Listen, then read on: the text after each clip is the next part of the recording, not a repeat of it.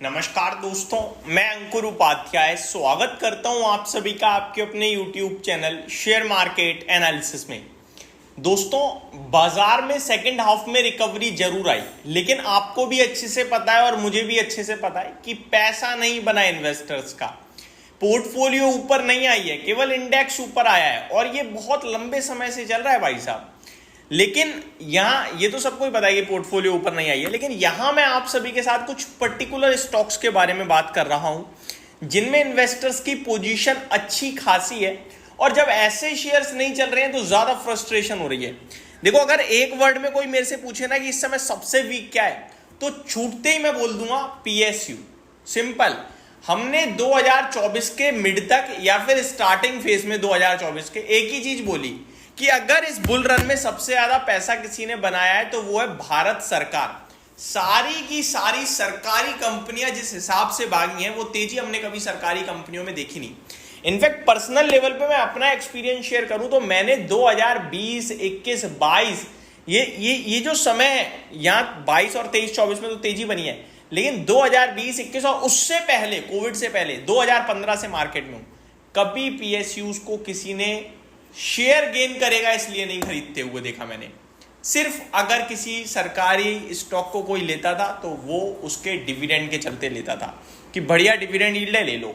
कोल India 10% की dividend yield है, ले लो। एनटीपीसी, एनएमडीसी, सेल, भेल, ये भेल तो इनफैक्ट नहीं, बट सेल, गेल, ये सारे स्टॉक ना केवल डिविडेंड के लिए लिए। बीपीसीएल, एचपीसीएल, आईओसी, इनमें पैसा बनेगा ये कभी सोचा ही नहीं किसी ने। लेकिन 2022, 23, 24 में अचानक से फटता है बम।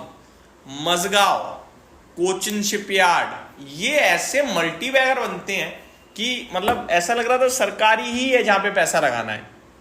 इनफैक्ट म्यूचुअल फंड में जो पीएसयू थीम होती है ना, थीमेटिक पीएसयू, थीमेटिक स्टॉक्स, उनमें इन्वेस्टर्स ने पैसा लगाया, फंड लॉन्च हुए।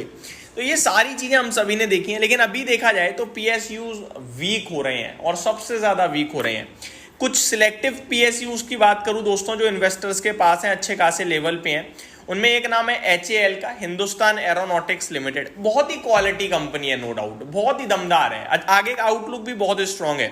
इनफैक्ट एचएएल की बात कर रहा हूं तो एक खबर भी शेयर करूंगा जो आज ही आई है। आई थिंक कल पॉजिटिव भी हो जाए तो कोई बड़ी बात नहीं है। एचएएल को इनफैक्ट आज ओपन मार्केट में खबर आ गई थी, तो कल से कोई लेना देना नहीं है, पहले ही अब खबर आ चुकी है।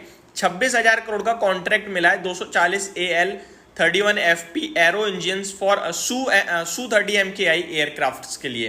तो ये एक अपडेट पहले भी आ चुकी है, इसकी फाइनल पुष्टि करी है डिफेंस मिनिस्टर ने, तो ये अपडेट आते हुए दिख रही है। बाकी आज अभी की बात करूं तो company appointed DK Sunil as chairman and managing director. तो कंपनी के चेयरमैन और मैनेजिंग डायरेक्टर के रूप में DK सुनील जी को अपॉइंट किया गया, ये अपडेट है। बट अब इस स्टॉक की बात करें तो इतने अच्छे अच्छे ऑर्डर्स, इतने बड़े बड़े ऑर्डर्स पे ये चल नहीं रहा है। ये स्टॉक अभी दो चीजें फॉर्म कर रहा है, या तो ये कंसोलिडेशन सपोर्ट ले रहा है 4500 पे, या ये धोखा देगा। और जैसे ही स्टॉक नीचे निकलेगा ना अराउंड 4500 के नीचे, तो 3800, 3900 तक नीचे जाएगा डायरेक्टली, यानी कि 10%, 12% टूटेगा इंस्टेंटली। लेकिन जब तक 4500 ब्रेक नहीं कर रहा तब तक आप बेशक बने रहो। और स्टॉक अगर किसी का विजन मोर देन 3 ईयर है तो आपको बैठे रहना है लेके, अगर गिरता है तो आपको एवरेज करना है। क्वालिटी में मेरे को कोई संदेह नहीं है, एचएएल की दमदार है, वैल्यूएशन भी ठीक है और करेक्शन में और अच्छा हो जाएगा। थोड़े समय प्रॉब्लम जरूर रहेगी, टाइम वाइज करेक्शन जरूर रहेगा, लेकिन इवेंचुअली पैसा बनाएगा। नेक्स्ट है दोस्तों इरेडा, इंडियन रिन्यूएबल एनर्जी। बहुत हवा भरी गई इसके आईपीओ के बाद, इस स्टॉक में बिना बात के भगाया गया। अभी कहीं आके फाइनली करेक्शन मोड में चल रहा है स्टॉक। फंड रेजिंग हो रही है, इस खबर के दम पर स्टॉक 10%, 12% भाग रहा है। रीजन है यार, ये कोई कंपनी पैसे जुटा रही है, कारोबार बढ़ेगा इसलिए बढ़ रहा है। अरे भैया ठीक है यार, ऐसे तो अभी ये OFS आ रहा है, वो पैसा लेके चली जाएगी सरकार। तो मेरे हिसाब से ऐसी खबरों से तो शेयर का प्राइस बेफिजूल ही चल रहा है, उससे हमें सावधान रहना चाहिए। तो वो भी गए हम। अभी 223 आज बंद हुआ है, डे लो के आसपास ही बंद हुआ है। मेरे हिसाब से टेक्निकल टर्म्स पे धीरे धीरे स्टॉक जा रहा है, जो हमारे लक्ष्य है 190 की तरफ। 190 पे स्टॉक भी पसंद है। इस स्टॉक में अगर किसी का विजन 2030 तक है तो जरूर गिरावट में खरीदना है इसे, क्योंकि 2030 तक इस कंपनी के लक्ष्य बहुत ही इंटरेस्टिंग है। पहला तो महारत्न बनने की कोशिश में कंपनी, नवरत्न का दर्जा मिल चुका है, महारत्न की तैयारी है। दूसरी बात, अपने AUM को 5 गुना करने की तैयारी में है। अपने मतलब हर एक लेवल पे अपने कारोबार को 5 गुना करने की तैयारी में है।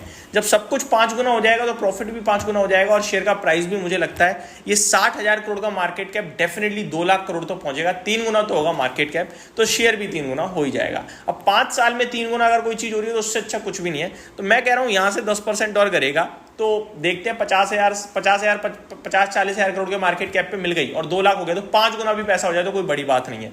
तो इसे रडार पे रखना है, लेकिन 2030 तक के विजन के लिए शॉर्ट टर्म में नेगेटिव रह सकता है। Next ONGC। दोस्तों कच्चे तेल की गिरावट इन सारे स्टॉक्स पे हैवी पड़ रही है। मैं कंटिन्यू आपके साथ डिस्कस करता रहता हूं रिलेशन कच्चे तेल का। OIL बड़ी बुरी तरीके से टूटा लेकिन आज संभलता हुआ दिखाया, आई थिंक मैं भी उसको भी देखूंगा। ONGC अभी नहीं संभला लेकिन मेरे को लगता है कच्चे तेल में अगर रिकवरी रही तो ये समझ जाएगा। टेक्निकल टर्म्स में इसने ब्रेकडाउन जरूर दिया है बट वो ब्रेकडाउन 2 रीजन से है, एक मार्केट और कच्चे तेल, और अगर ये दोनों चीजें ठीक होंगी तो स्टॉक भी ऊपर आ जाना चाहिए। बाकी ONGC अच्छा लगता है वैल्यूएशन टर्म में और टेक्निकल टर्म्स पे ONGC अच्छा है, यहाँ मेरे को कोई दिक्कत नहीं है तो आप रख सकते हो डेफिनेटली। OIL की बात करें तो ये पॉजिटिव हो गया आज क्योंकि कच्चा तेल रिबाउंड मारता हुआ दिखा है, तो OIL तो आज पॉजिटिव हो गया। आई थिंक ONGC कल पॉजिटिव हो जाएगा। तो ये कुछ ऐसे स्टॉक्स थे जिनके बारे में बात करना जरूरी थी और मैंने डिस्कशन किया। होप आप लोगों को सारी चीजें समझ में आई होगी। Thank you so much for watching this video. Have a great day guys.